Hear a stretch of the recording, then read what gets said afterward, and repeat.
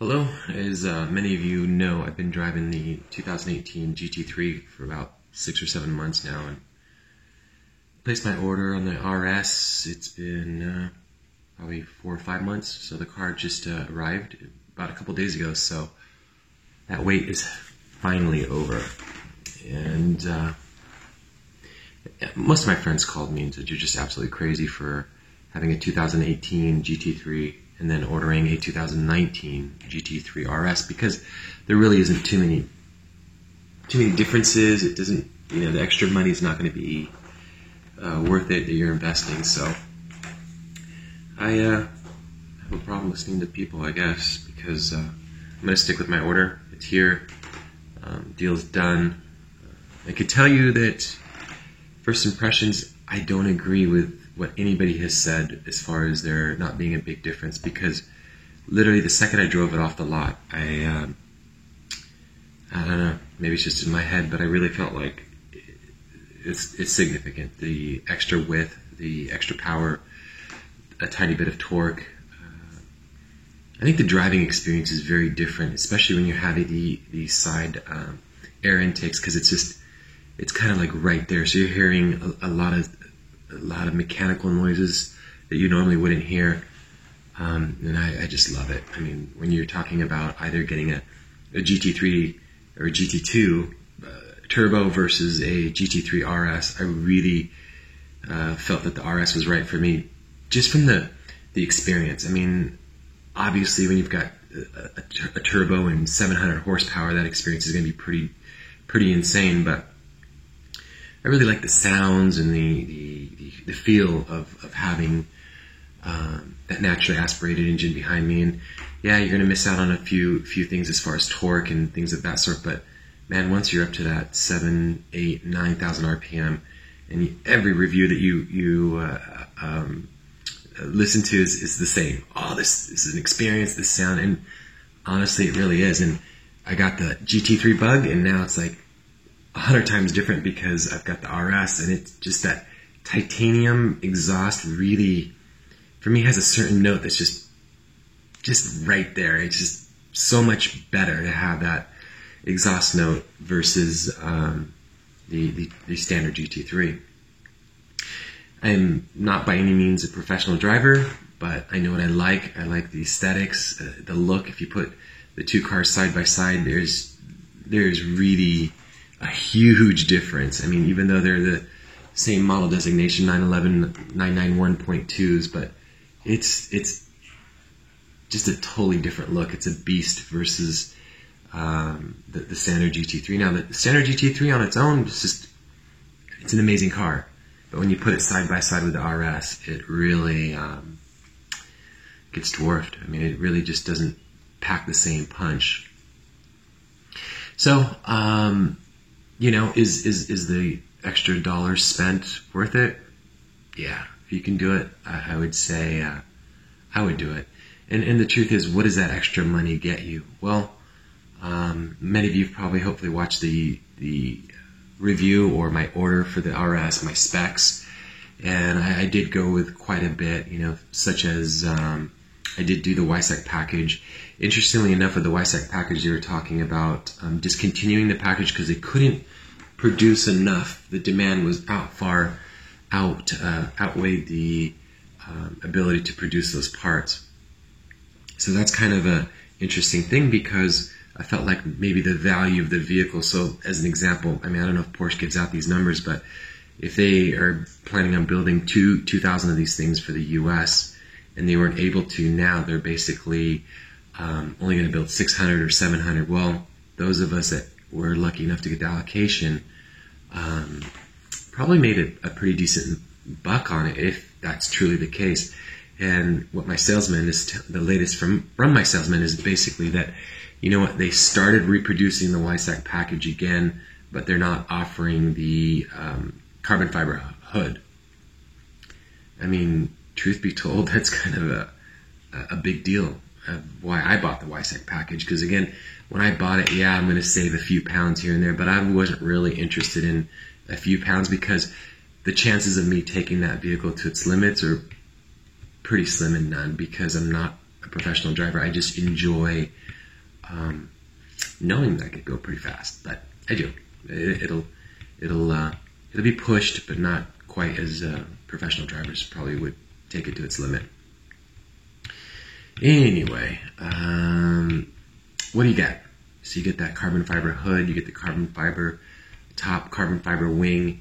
Aesthetically looks just delicious. I mean, it's pretty sweet. So then I went ahead and upgraded to the lights. The reason for that is because, again, I wanted some of the black features of the lights to match some of the black features of the vehicle. And if you get anything else, I don't know, to me it just doesn't look aesthetically pleasing. Do the light system make any difference when you're driving? I've driven both, and no, not really. It's not worth the money if you look at it from just a benefit of lighting. No, it's not worth it. Aesthetically speaking, again, if you want to spend the money on trying to put together the perfect car, it's probably the way to go. I got the illuminated GT3 RS badge in the door. I really like that feature. Obviously the side air inlets come standard on the GT3. On the interior side, I went with the lizard green, exterior lizard green color, obviously. Interior, I did the lizard green package with the leather. I don't know, probably like a $4,000 upgrade. I went ahead and did the composite brakes. What else did I do? I did the composite brakes, the lights, the rims. Oh, the rims. So I went ahead and got the gold rims, believe it or not. Although I was really shooting to get the magnesiums because, man, that's pretty cool having that sprung weight reduced by quite a considerable amount. I've always wondered, am I going to be able to tell the difference if I drove the magnesium rims versus the standard rims? I think they're both so light, but look-wise, I'm still not sold on the magnesium rims. I haven't really seen them. I love the standard GT3 RS rims. Same rims, I believe, on the GT3. Good stuff. So I don't know if you can really go wrong.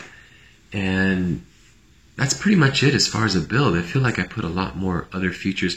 Well, I didn't do the dials. I didn't do any of the dials in different colors because most people look at them and they don't realize that what Porsche does with these dials is they actually put a sticker on top of the original black dial, and it just looks, to me, it just looks really funky because there's little light warning lights throughout the gauge, and if you change the color, you have to have those cutouts for those, and sometimes they don't quite mesh. So I went all black, and I really like the fact. Last time I did the white, if you guys remember, I did the white chrono package, and then everything else was black, and that looked pretty cool. But I decided this time just to go through all the dials and gauges will be just black, and I think that was really the way to go. You got lime green throughout.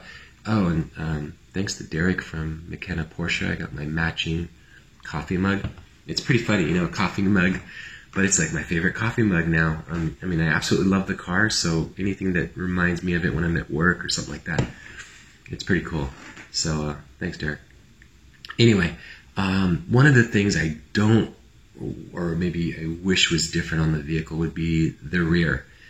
And I called Derek and said, hey, we got to do something about this rear because I absolutely love everything about the car, but when you compare it, the GT3 RS with the GT2 RS, it's got these huge scoops in the back in addition to the side scoops.